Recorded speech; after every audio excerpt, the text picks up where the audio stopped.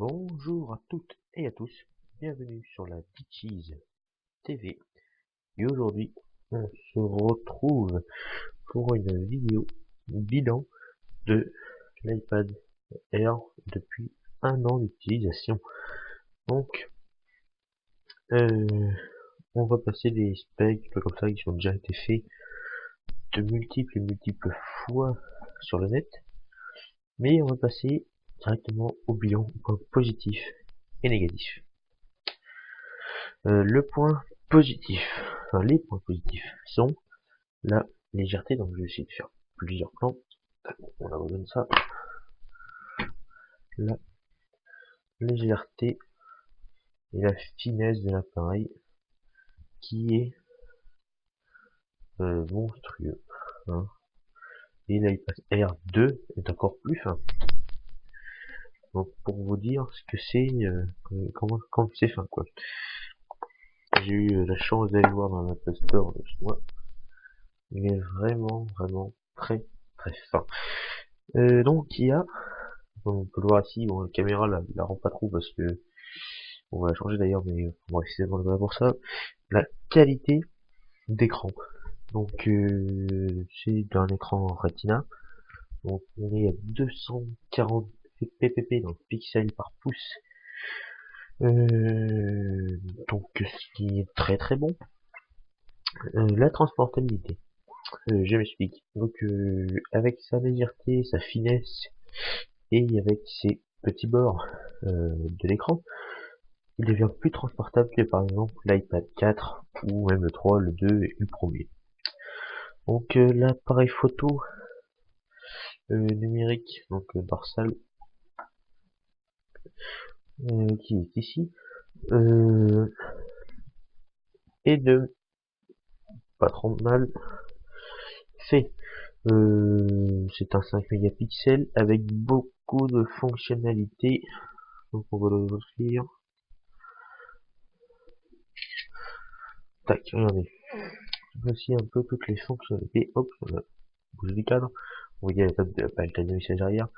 Donc il y a la fonction vidéo, timelapse, photo bien sûr, carré et panorama. Et donc en mode de photo, maintenant il y a le mode HDR et le mode déclencheur minuteur.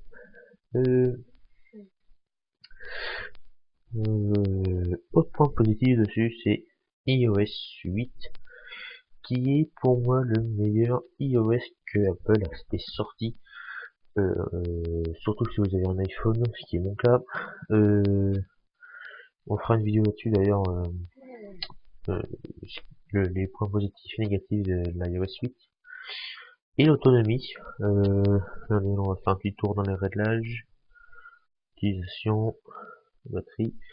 Ça fait 3 heures, non, 34, on voit rien. 3h34 en utilisation et 12h44 en veille. C'est ce qui est monstrueux. Et je suis à 56% de batterie. Donc pour vous dire l'autonomie de cette tablette.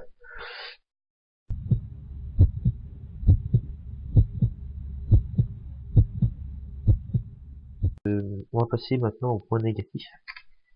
Là attention, il y en a plusieurs. Donc je vais essayer de vous les montrer. On va commencer par des traces. Je sais pas si on les voit bien. Ah, là on les voit.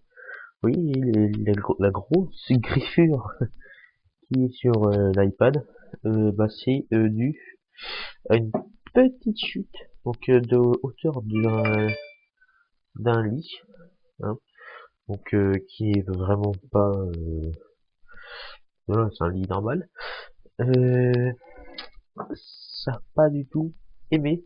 En plus, c'est tombé sur du carrelage, donc ça a vraiment pas du tout aimé. Euh, Si on compare l'iPhone 5S qui est ici, lui, un labs santé. Et je trouve que c'est un point négatif de pas l'avoir sur celui-là, car c'est, bah, moi je vois ça beaucoup en fait, c'est sympa. Je vois pas pourquoi il n'y a pas l'app santé, il n'y a pas l'application météo. On est obligé de prendre celle de Yahoo, qui est très bien d'ailleurs. On est obligé de prendre, il n'y a pas la calculatrice, il n'y a pas la bourse, il n'y a pas la boussole, enfin, il n'y a pas de dictaphone.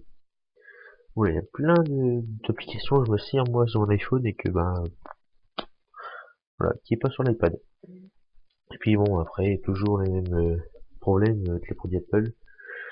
Donc pas de micro carte SD, le prix, même qui maintenant est devenu beaucoup moins cher grâce à l'iPad R2, c'est quand même une très très bonne mécane.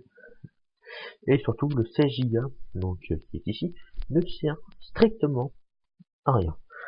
Je m'explique, avec 16 Go, avec un iPad, euh, voilà, moi je suis, j'ai combien de j'ai 1 Go 4 et j'ai fait le ménage complet, hein, ça j'ai presque pas d'application.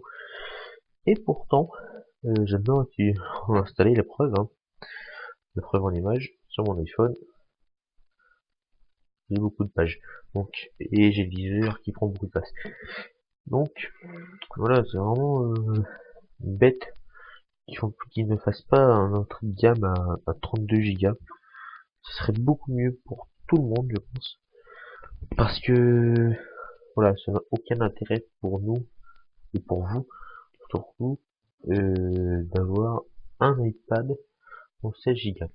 Donc voilà, c'était tout pour le bilan de l'iPad Air.